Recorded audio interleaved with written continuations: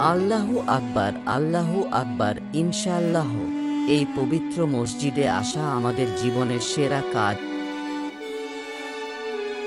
বন্ধু নাহিদ, তুমি তো জানো ন্যায় এবং সত্যের পথে চলাটা সহজ নয়।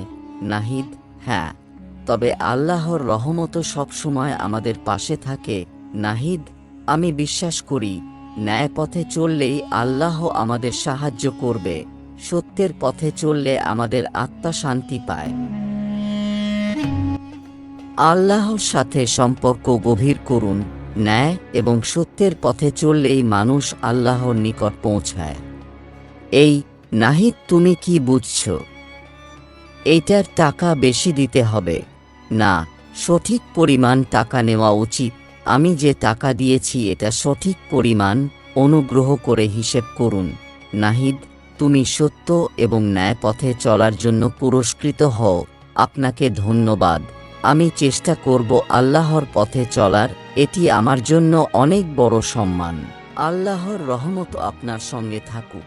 জীবনটা সুন্দর যদি ন্যায় এবং সততা বজায় রাখা যায়। অর্থ এবং সম্মান আসলে কিছুই না, শান্তি আল্লাহর কাছ থেকেই পাওয়া যায়।